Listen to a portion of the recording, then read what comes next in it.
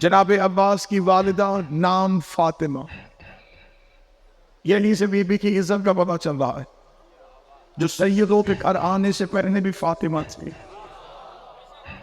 یہ ام البنین جو نام لیا جاتا ہے سرکار عباس کی ماں کا، یہ بی بی کا نام نہیں، یہ بی بی کی کنیت ہے، لقب ہے بی بی کا ام الکرامہ، کرامتوں کی ماں۔ کنیت ہے بی بی کی ام البنین، بیٹوں کی ماں۔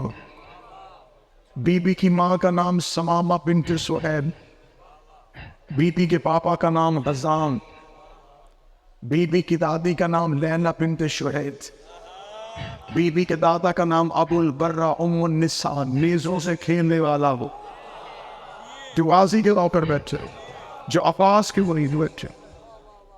جناب عباس کے نانا کا نام عزام تھا۔ بی بی کا تعلق تھا بنی کلاب سے۔ بنی کلاب عرب میں بہادری کی وجہ سے مشہور تھے۔ پوری توجہ سے گفتگو کی۔ دو خاندان عربوں میں بہادری میں مشہور تھے، ایک بنی ہاشم، ایک بنی کلاب۔ ان دونوں خاندانوں کی تاریخ عرب نے ایک نشانی بتائی، ان دونوں خاندانوں کے جانوروں کے گلے میں رسی نہیں ہوتی تھی۔ عالم میں جو جانور بغیر رسی کے چل رہا ہوتا تھا، لوگوں کو پتہ چل جاتا تھا یا یہ کلابیوں کا ہے یا یہ ہاشمیوں کا ہے۔ کوئی بھی اس جانور کو روک نہیں سکتا تھا۔ اگلی صدر سنیں گے، جس جانور کے گلے میں رسی نہیں ہوتی تھی، لوگ اسے ایسے رستہ دیتے تھے جیسے کسی سردار کو دیتے۔ اس خاندان کی دوسری نشانی، ان کے مرد دکانیں کھلی چھوڑتے تھے۔ جناب عباس کے نانا کے پاس تھوڑی تمہید سنے، نتیجہ بڑا اچھا نکلے گا۔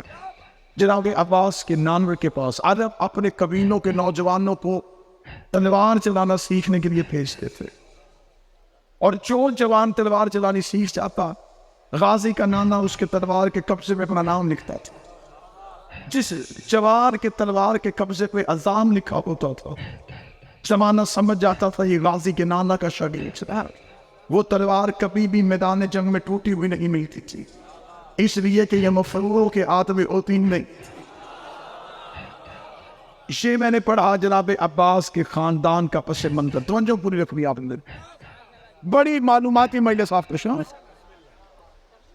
آپ کو کتابوں نے بتایا کہ جناب امیر المومنین نے اپنے بھائی عقیل سے کہا جناب سیدہ کی شہادت کے بعد کہ امیر مجھ سے بہادر خاندان چاہیے۔ یہ سوال علی نے کیا اپنے بھائی عقیل سے، مجھے بہادر خاندان چاہیے۔ بعض بندے کہتے ہیں کہ علی نے فرمایا بہادر خاتون چاہیے، بہادر خاتون کا لفظ علی نے استعمال نہیں کیا، کیونکہ نہج البلاغہ میں علی کا فرمان ہے مرد کی خوبی عورت کا عیب ہوتی ہے، عورت کی خوبی مرد کا عیب ہوتی ہے۔ جو نہیں سمجھے علی فرماتے ہیں مرد بہادر اچھا ہوتا ہے، عورت بزدل اچھی ہوتی ہے، مرد میدان میں اچھا لگتا ہے، عورت چار دیواری میں اچھی لگتی ہے۔ بہادری مردانگی کا زیور ہے، حیا عورت کا زیور ہے۔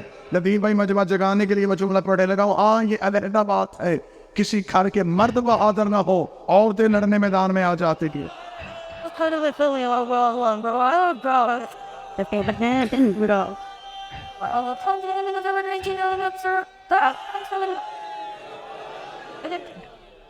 ویسے بہادری صرف مردوں کا زیور ہے۔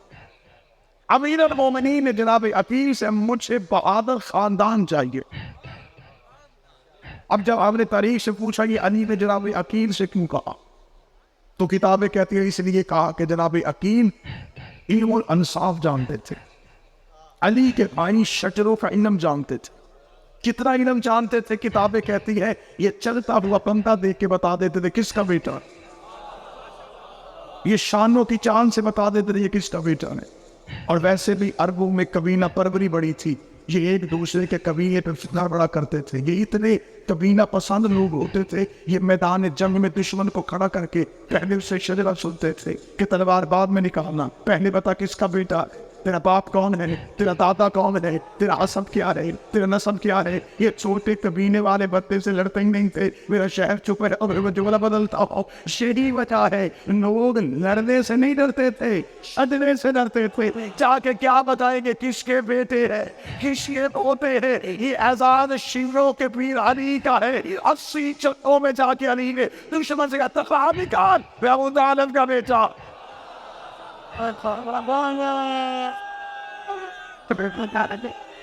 کیا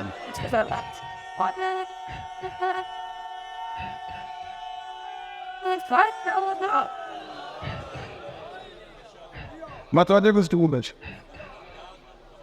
جناب امیر المومنین نے اپنے بھائی عقیل سے کہا آپ کا عادل خاندان ڈھونڈے. اب میں نے آپ کے سامنے پڑھا کے کتابیں کہتی ہیں اس لیے کہا کہ وہ علم الانصاف جانتے تھے. اب میں اپنے شہر کے لوگوں کے سامنے سوال رکھنا چاہتا ہوں. یہ میں بھی مانتا ہوں کہ جناب عقیل علم الانصاف جانتے تھے, لیکن سوال مرزا صاحب یہ ہے پوچھ ہو رہا ہے جس کی تلوار شجرے جانتی ہے, جس کی تلوار گردن پر رک کے شجرے دیکھتی. جب علی کے پاس یہ سارا علم تھا تو علی نے عقیل سے کیوں پوچھا؟ مجھے سے ایک بندہ داد دے تو میں سمجھوں گا کہ محنت کی قدر ہوئی ہے, لفظ ہوئی ہوا. مولا علی کا جناب عقیل سے کہنا بالکل ایسے ہی ہے جیسے اللہ نے موسیٰ سے پوچھا تھا تیرے ہاتھ میں کیا ہے, جو بول سکے وہ زحمت فرماؤ. رات کے اس پہر میں آپ کا سننا ہی داد جیسے اللہ نے موسیٰ سے پوچھا تیرے ہاتھ میں کیا ہے. پتا خدا کو بھی تھا, لیکن قرآن کہتا ہے موسیٰ نے قصیدہ شروع کر دیا, یہ میرے ہاتھ میں عصا ہے, اس سے بکریاں آنکھتا ہوں, اس سے پٹیاں بنا لیتا ہوں, اس میں چادر ڈال کے خیمہ بنا لیتا ہوں. خدا نے صرف پوچھا تھا کیا ہے, موسیٰ نے بتا دیا کیا کیا ہے, کیا کیا ہے. خدا نے صرف پوچھا تھا کیا ہے, موسیٰ نے پورا قصیدہ سنا دیا. فرشتوں نے بھی صرف پوچھا تھا چادر کے نیچے کیا ہے, خدا نے قصیدہ شروع کر دیا. فاطمۃ وابوہا وبانوہا وبنوہا. یہ بعض اوقات سوال کرنا علم کی نفی نہیں ہوتی بلکہ چیز کی اہمیت ہوتی. مولا علی نے جناب عقیل سے کہا مجھے بہادر خاندان چاہیے. جناب عقیل نے تعارف کروانا شروع کروا دیا. اب جناب عقیل نے جو غازی کے ننہال کا تعارف پڑھا میں وہ پڑھنے لگا. جناب عقیل لے کے کہتے اے علی میں ایسے خاندان کو جانتا ہوں جن کی عورتیں طیبہ بھی ہیں, جو عباس کے نوکر بیٹھے, طاہرہ بھی. اے علی میں ایسے خاندان کو جانتا ہوں جن کے بچے ماؤں کی گود میں نیزوں سے کھیلتے. اے علی میں ایسے خاندان کو جانتا ہوں مظلوم کی جدا بازی کرتے ہیں. میں ایسے خاندان کو جانتا ہوں ظالم جن کے قابو سے بھاگ نہیں سکتے. علی مسکرا کے کہتے مجھ سے بھی یہی خاندان چاہیے. اب جناب عقیل اٹھے اور غازی کے نان کے گھر, غازی کے ابائی گھر, غازی کی ماں کے قبیلے میں جناب عقیل پہنچے. جناب عظام نے پوری توجہ سے گفتگو سنیے گا. جناب عظام نے قبیلے کے باہر آ کے جناب عقیل کا استقبال کیا. دستور شرفائے عرب کے مطابق 3 دن تک جناب علی کے بھائی عقیل کو غازی کے نانا نے اپنا مہمان رکھا, کیونکہ یہ عربوں کے شریفوں کا شیوا تھا. یہ پہلے دن مہمان آ کے چلا جاتا اسے توہین سمجھتے تھے. یہ 3 دن تک مہمان کو روکتے تھے. 3 دن تک مہمان رکھا. تیسرے دن کی شام ہوئی. اب میں پڑھنے لگا موضوع. تیسرے دن کی شام ہوئی. اب جناب عظام آ کے جناب عقیل کے سامنے بیٹھے. اب میں یہاں اپنے شہر کے سامنے اقرار کرنے لگا. اب میں یہاں اپنے لفظ نہیں ڈالوں گا, یہاں میں خطابت کے جملے نہیں ڈالوں گا. میں بالکل وہی لفظ پڑھوں گا جو 2 سرداروں کے درمیان گفتگو ہوئی. غازی کا نانا عقیل کے سامنے آیا, ہاتھ جوڑ کے کہتا اے رئیس مکہ, اے رئیس مکہ, اے متولی کعبہ, اے بنو ہاشم کے چشم و چال, اے خاندان عزت کے بہترین فرد. ادھر جناب عظام نے قصیدہ پڑھا تو عقیل نے بھی بخل نہیں کیا. عقیل نے بھی قصیدہ پڑھا. جناب عقیل نے سر اٹھا کے غازی سے نانا سے کہا اے بہادری کے نشانوں, اے شجاعت کی علم برداروں, اے مظلوموں کی حمایت کرنے والوں, جناب اعظم نے کہا کیا مجبوری بنی جو عقیل تجھے ہمارے قبیلے پہ آنا پڑا؟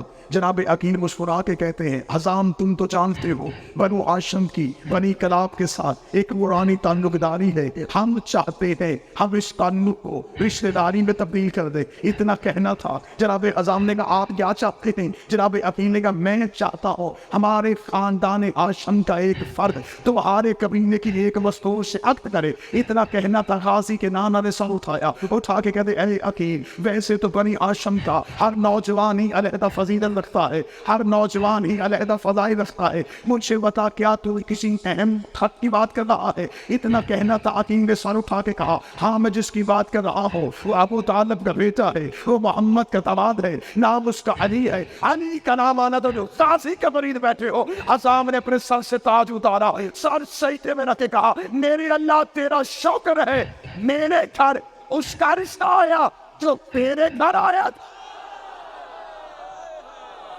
جو نوکر بیٹھے غازی کی ہوئی جنہیں عباس سننا تھا،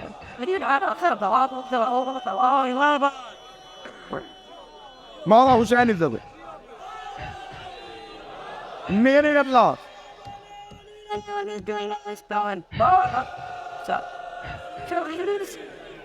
میرے اللہ بادشاہ حسین عزت ہے، شہزادی کونین عزت ہے، میرے اللہ ہے، بسم اللہ، میرے اللہ تیرا شکر ہے، میرے گھر اس کا رشتہ ہے۔ تو جو میری طرف کرے گی سرکار آخری صدرے میں کچھ پوچھو گی، میرے گھر اس کا رشتہ آیا جو تیرے گھر آ۔ یہ کہہ کے غازی کے نانا نے سر اٹھائے، ندی بھائی چہرہ آنسوؤں سے بھرا ہوا تھا۔ جناب یقین نے کہا اے اذان تجھے اتنی خوشی ہوئی؟ اگلی سطر میرے ہاتھ میں وہ سونے کی قلم میں کعبے کی پیشانی پہ لکھ کے آؤں۔ جناب اعظم نے سر اٹھا کر خوشی بھی نہ ہو، ہمارے قبیلے کے مرد غلام ہیں، ہماری بیٹی وہاں جا رہی جہاں فرشتے غلام ہیں۔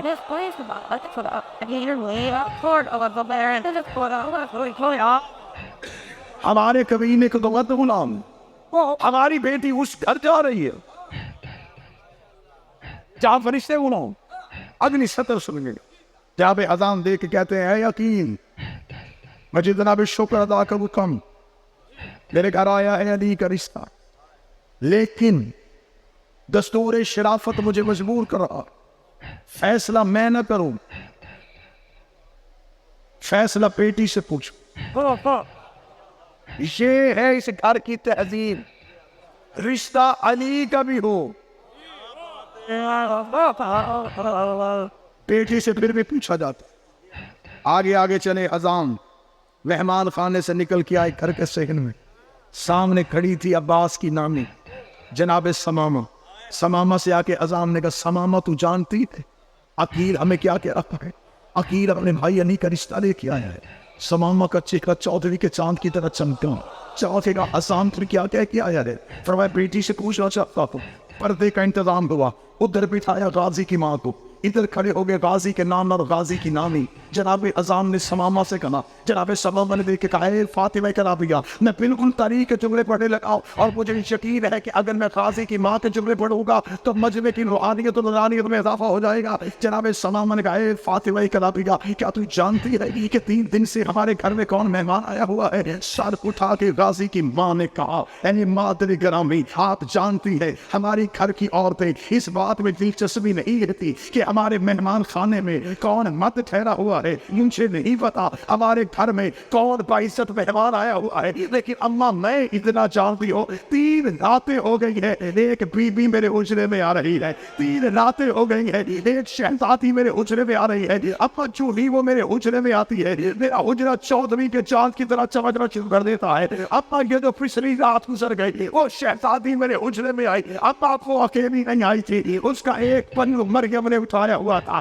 ایک حوا نے اٹھایا ہوا تھا، ایک سارا نے اٹھایا ہوا تھا، ایک آسیہ نے اٹھایا ہوا تھا۔ اما میں نے ہاتھ باندھ کے پوچھا بی بی تعارف تو کروا تو ہے کون؟ اما اس نے میری پیشانی کا بوسہ لیا اور اپنی گود سے ایک چاند اٹھا کے میری گود میں رکھ کے کہا مبارک ہو میرے بیٹے کی ماں بن رہے،